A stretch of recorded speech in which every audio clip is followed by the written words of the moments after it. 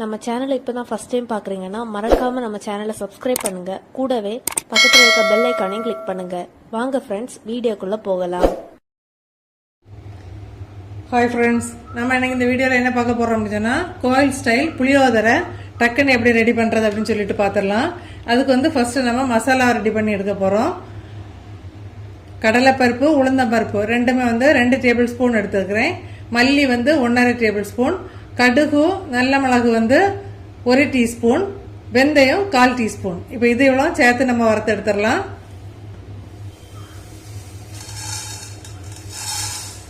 வெந்தயம் வந்து எப்பவுமே கொஞ்சம் கம்மியாக தான் சேர்க்கணும். அப்படி இல்லைன்னா வந்து நமக்கு வந்து ஒரு மாதிரி ஒரு கசப்பு தன்மை வரும். ரொம்ப கருகிராம லைட்டாக வந்து ஒன்று வறுத்து எடுக்கலாம். இப்போ இதுக்கு கூடவே வந்து நான் வந்து வரமிளகாயும் சேர்த்து இதிலே போட்டுறேன். அப்போ வந்து நமக்கு சேர்த்தே வறுத்து எடுத்துடலாம். ஒரு 10 வரமிளகாய் சேர்த்துருக்கிறேன். நீங்கள் காரத்துக்கு தகுந்தாப்புல கூட்டியோ குறைச்சோ எடுத்துக்கலாம். இப்போ பாருங்கள், இந்த கடுகு எல்லாம் பொரியிற சவுண்டு கேட்குது. இப்போ இது வரப்பட்டுட்டு இப்போ இதுக்கு கூடவே 1 டீஸ்பூன் எள்ளு, நீங்கள் வெள்ளையோ கருப்போ எது வேணாலும் சேர்த்துக்கோங்க.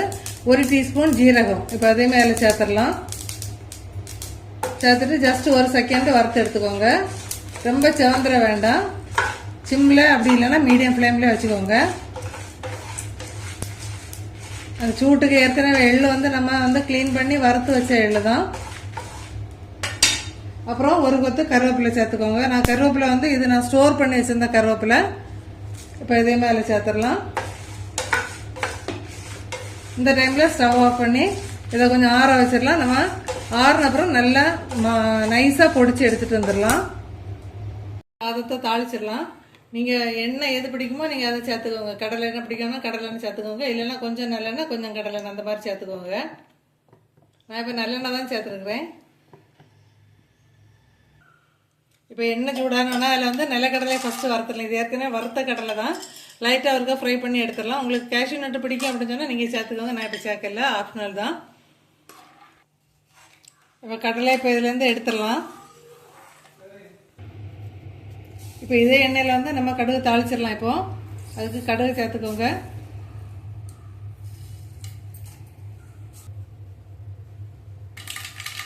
அடுத்தது கொஞ்சமாக உளுந்த பருப்பும் கடலை பருப்பும் கொஞ்சம் கொஞ்சம் சேர்த்துக்கோங்க.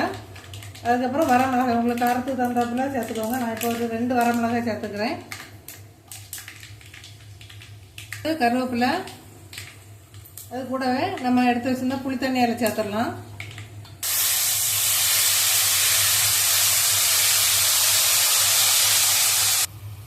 இப்போ மசாலாவில் சேர்த்துடலாம். மஞ்சள் பொடி நம்ம இடித்து வச்சிருந்த மசாலாவில் சேர்க்குறோம்.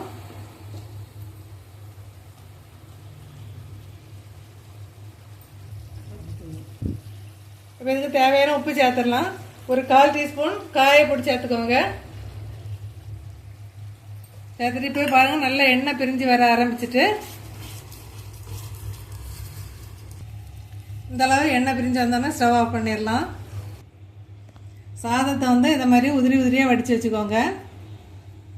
இப்போ இதில் வந்து நம்ம கொஞ்சம் கொஞ்சமாக நம்ம ரெடி பண்ணி வச்சுருந்த பேஸ்ட்டை ஊற்றி மிக்ஸ் பண்ணிக்கலாம்.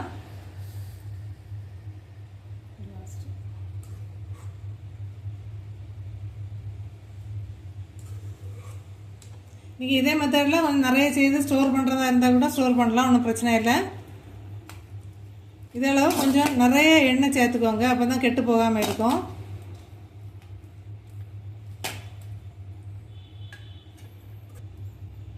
இது கூடவே நம்ம பொடிச்சு வச்சிருந்த பொடியிலையும் 1 டீஸ்பூன் அளவுக்கு சேர்த்துக்கோங்க. இப்போ லாஸ்ட்டாக வந்து நம்ம வறுத்து வச்சுருக்க கடலையில் சேர்த்துடலாம். நீங்கள் கேஷ்யூ நட் சேர்க்குறதுனாலும் சேர்த்துக்கோங்க. சூப்பராக கோயில் ஸ்டைல் புளியோதரை ரெடி ஆகிட்டு. நீங்கள் வந்து புளியோதரைக்கு வந்து மிக்சர் ரெடி பண்ணி ஸ்டோர் பண்ணுறீங்க அப்படின்னு சொன்னால் இங்கே பாருங்கள், இந்த அளவில் கொஞ்சம் எண்ணெய் வந்து அந்த மசாலா முங்கி நிற்கணும். இந்த அளவில் ஸ்டோர் பண்ணிங்க அப்படின்னு சொன்னால் ரொம்ப நாளைக்கு கெட்டு போகாது. நம்ம வந்து அடிக்கடி பிள்ளைங்களுக்கு ஸ்கூலுக்கெல்லாம் பேக் பண்ணது சூப்பராக இருக்கும். இதே மெத்தடில் மசாலா ட்ரை பண்ணி பாருங்கள் ஃப்ரெண்ட்ஸ்.